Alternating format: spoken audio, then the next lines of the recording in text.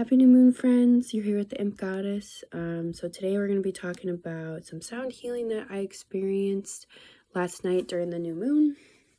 If you don't know what sound healing is, it's a form of vibrational medicine therapy where they take different types of percussion instruments that are resonated to a particular frequency that matches different tones in the body, and its intention is to kind of break up stagnant energies and help us heal. It's really great for the nervous system, just for your overall mindset.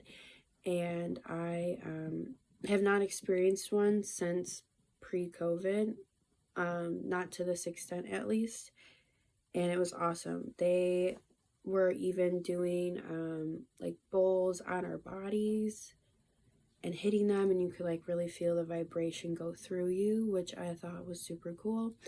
But yeah, I felt like a lot of things kind of come back into me, and it was a really great experience. So if you ever have the opportunity to check out a sound healing session, definitely do it. You will not regret it. I do recommend drinking a lot of water though, you know, kind of leading into your sound healing, kind of coming out of it, and allow your body to rest. This is like kind of, you know, it can be a really intense thing. You may feel pain, you may cough stuff up, you may, you know, have thoughts that, you know, are going to seek clarity, and, you know, it's just a part of your journey to recognize and witness this stuff. But yeah, so I want to pull some tarot cards for the new moon as we're kind of coming out of the new moon. And yeah, so a big thing that they talked about last night was the new moon in Virgo. And this new moon has a lot of different influence by the planets of Uranus and Mars. So there's a lot of visionary happening, you know, in ourselves, and it's important that we sit with those visions and kind of start to create them, because you know, we're entering into a period where, you know, we're harvesting things. The fall is a great period of harvest, so it's time to kind of put these visions to work and start using them. And so we're going to pull 3 tarot cards today, and then a spirit card to kind of see what energies can help us in our visioning process.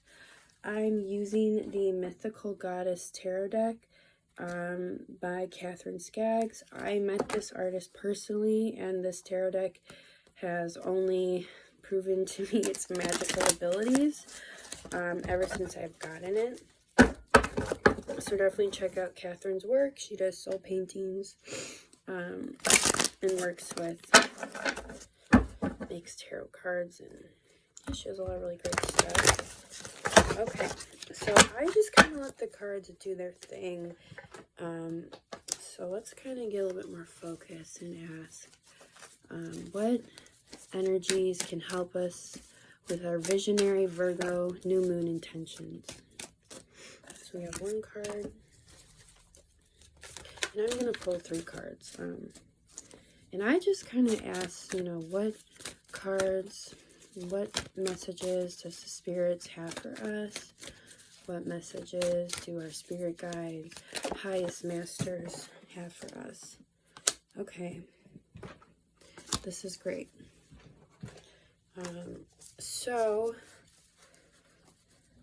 Okay, I'm also going to kind of reference the book just in case I need it.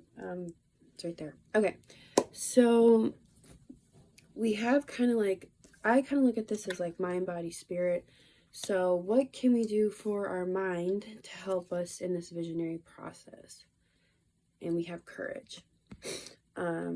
So the previous full moon was in Leo. So I think that there's definitely a lot of those elements within the Leo Virgo season that are bringing courage to us.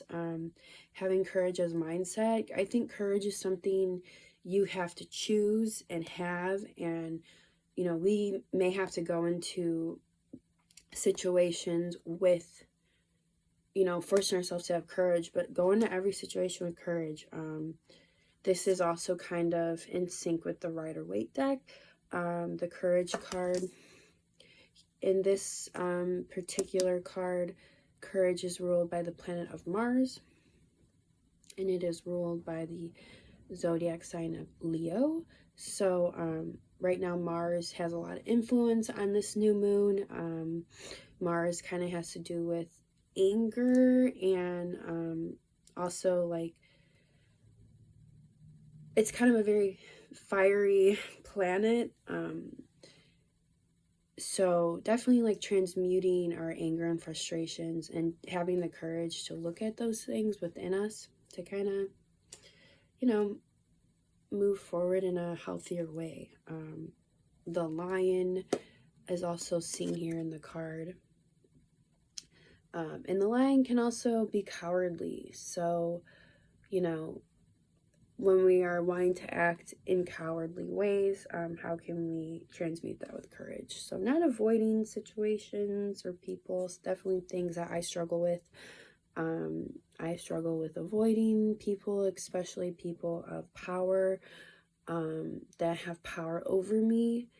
And that's something that I need to bring courage to in my life. So yeah, have courage and don't cower away. For the body, we have the Wheel of Fortune. This is governed by the goddess Lakshmi, and it's ruled by the planet of Jupiter. So I'm going to kind of go in and reference this, but Lakshmi is a Hindu goddess of, you know, a couple different things. So I'm going to read from the book Lakshmi. So you take another look at the card. Really beautiful card. So Lakshmi is the ever-present goddess of India, rising from the sea in a lotus flower. She is a divine power of wealth and prosperity in all forms. Lakshmi is spiritual element embodied, the goddess of fortune and manifestation of abundance and prosperity on all levels. She brings the joy of beauty to the world, the revelation of the divine mystery on earth. Magnificently adorned with beautiful jewels and red veil, Lakshmi's halo crown of stars proclaims her blessings of spirit brought into form. She embodies the luxuriant, earthly, feminine principle of abundance and invites you to enjoy the pleasures of heaven and earth as they are one. Lakshmi's gifts often come when least expected. She showers her abundance on all living beings, asked for or not, when hoped for and when unexpected. Lakshmi's purity of consciousness and communion with the divine invite you to change your fortune by opening to the opportunities she brings. She shows you how to turn your life in a positive direction when you pay attention, in line with her creative flow, where heaven and all its gifts come through into manifestation on earth. So I think a lot of that has to do with, like, kind of inviting new patterns for our bodies, taking the time to really focus on our potential as humans, and our gifts, but also self-care. You know, you can, like a Wheel of Fortune, you can kind of direct how you want to live your life in any single way, and your body is the vessel to get you there. So taking better care of our bodies, drinking water, eating healthier, less processed foods, and, like, going back to the knowledge that we have.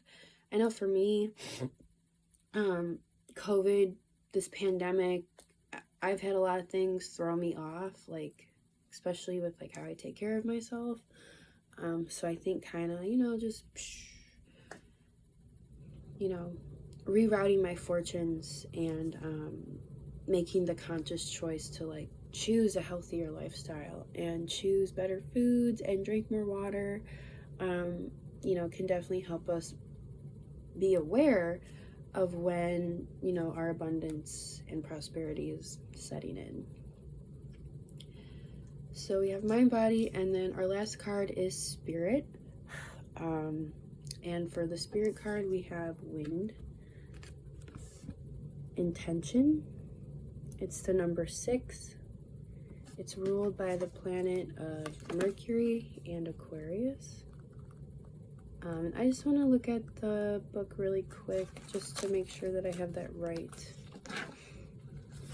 But I first kind of want to talk about the number 6. So the number 6 in numerology has to deal with the crown, or the third eye chakra. And it's a really, you know, that's where like we're envisioning, you know, where we're getting our psychic information, where a lot of intention can be placed, is on our third eye. So yeah, Mercury and Aquarius. So, you know, this new moon in Virgo is really asking us to set creative intentions, and have the courage to follow through with them. If you have an idea in your mind's eye, focus it, hone it, bring it to reality. There's this really cool interview where Beyonce is talking about her BET